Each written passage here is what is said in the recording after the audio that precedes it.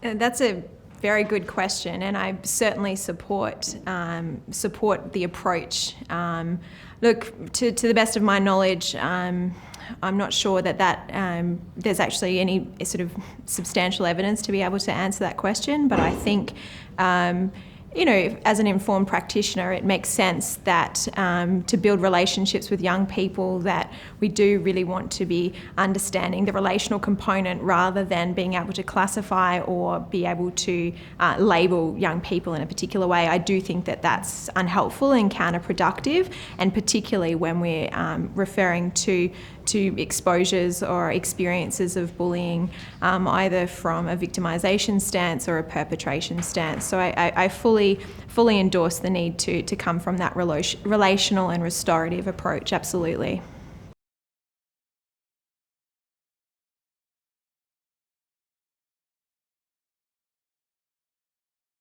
Look, these are difficult things, and that intention to harm criteria is a difficult one to assess, and it's a one that's very difficult to assess from the outside in. But what I say is that it's important to be talking to the young people involved in a particular situation and really understand what their experience is, rather than kind of jumping to conclusions about what, based on historical information or previous episodes, and really take what you're listening to right in front of you as a way to be able to interpret that situation. And so knowing that the perpetration of aggression towards other young people is a complex behaviour, and being able to talk about it with young people in a non-threatening way is going to be helpful for them to understand and reflect on their own behaviour towards their peers.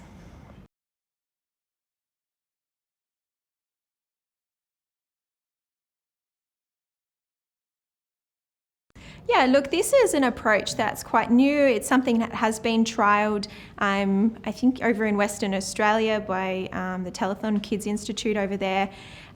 It's really an approach to understanding and promoting behaviour change. It comes from a restorative place. It comes from a place in which young people are able to reflect on their behaviour and understand how their own behaviour might be impacting others, and helping them to see that this might be an ineffective way to be able to maintain a healthy relationship with peers. So it's beyond a friendship, but it's about being able to be friendly and kind and empathetic towards others, irrespective of background or context. And that's something that we can apply to our friendships as well as other more acquaintances or certainly a peer group that we have less in common with or less contact with.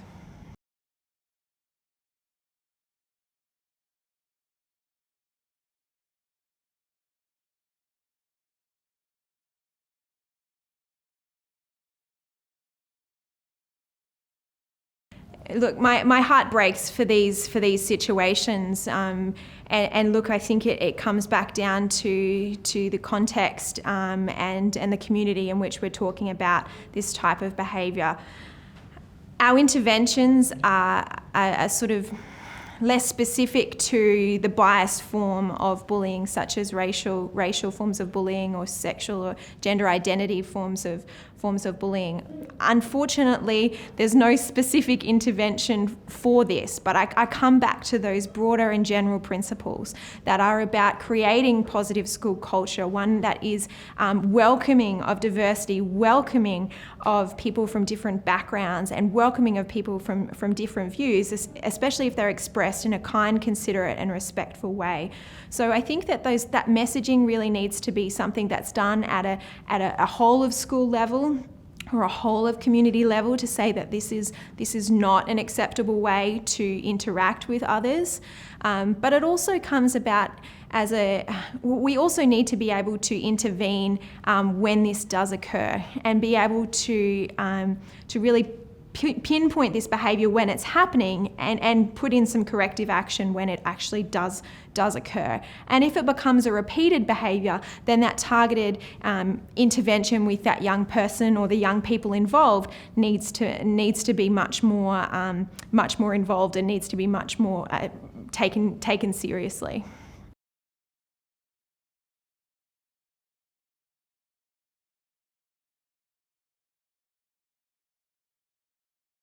Look, again, I think it comes back down to those social emotional skills programs that schools are implementing. So it can look like, personal development sessions that are embedded within the curriculum. It's a dedicated time within the school day, within the school term, that's dedicated to the development and the strengthening of those social emotional skills. So I'm definitely an advocate for having that dedicated time within the school curriculum to be able to manage these issues. But also it becomes a part of, well, in everyday class and in everyday social interactions with school, how can we build in those, the modelling, how can we build in the reflection on self-behaviour and reflection on how we might be contributing to problems. I think those are really important skills for young people to develop. So that can be really targeted at a higher level, maybe through school days or school activities that particularly help to foster those skills.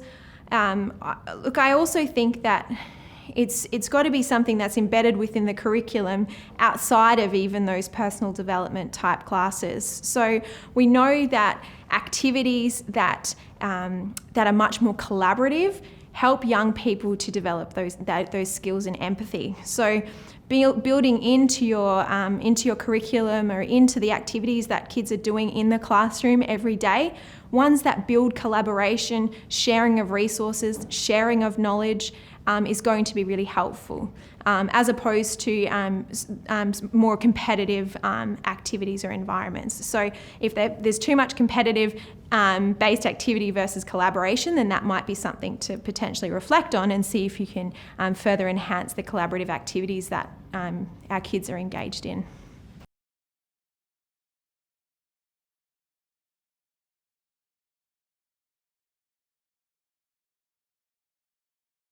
It's a great question, and I think this is an under-researched area. Again, I come back to the individual school community that we might be talking about. You know your community best, and maybe it doesn't have to be about engaging parents about bullying. Maybe it's a step back from that and engaging parents more generally. So if you know that approaches tend to work, then in your school community, then I suggest that maybe trialling it out with regard to this particular issue might be worthwhile. It takes time. It's not something that can be quickly enforced, but helping parents and communicating the message to parents that this is an area or an issue that the school takes seriously and makes every effort to be able to reduce and minimise harm is going to place parents in a position that they might be a little bit more accepting of that conversation that happens when parents become involved in bullying situations that their child may be experiencing.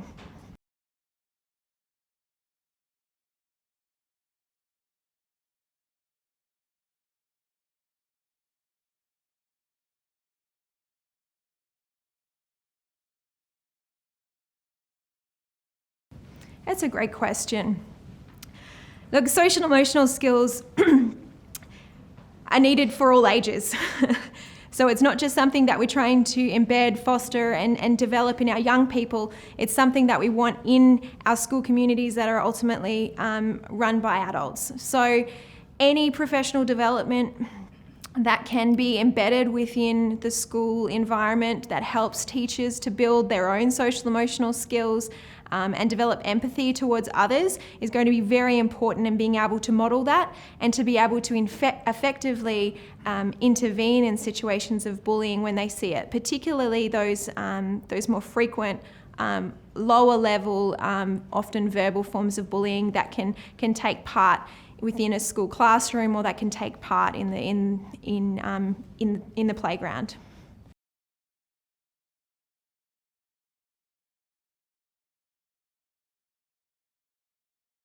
That's a good question. I can't speak to the specifics of cyberbullying platforms and where kids are, but what I can say is this, is that cyberbullying can happen anywhere where kids are online. And so I think it comes back to, again, those first principles of being able to foster the safe use of technology, and being able to instill in young people the confidence to be able to seek help if they feel like they're in an uncomfortable situation, if they witness something that is undesirable, that they actually come forward with these behaviours. So and report these behaviours. So look, cyberbullying unfortunately can occur in any context where young people are engaged in technology. So saying it's this platform over that platform is going to be fruitless, because young people's engagement in online technologies and platforms is constantly changing.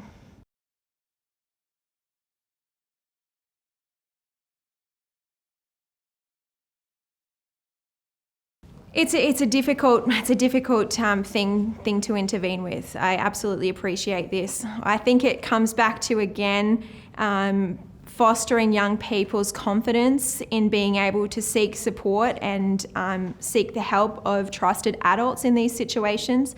And often for young people, that's somebody at school. So often schools can then play a role in being able to open that conversation up to a point at which the issue can actually be dealt with in a helpful way, rather than, I suppose, pushing it to the side or only focusing on the effects that they see in the classroom. So I think schools definitely play a role in helping to facilitate a resolution to really unfortunate circumstances or situations of cyberbullying that occur outside the school.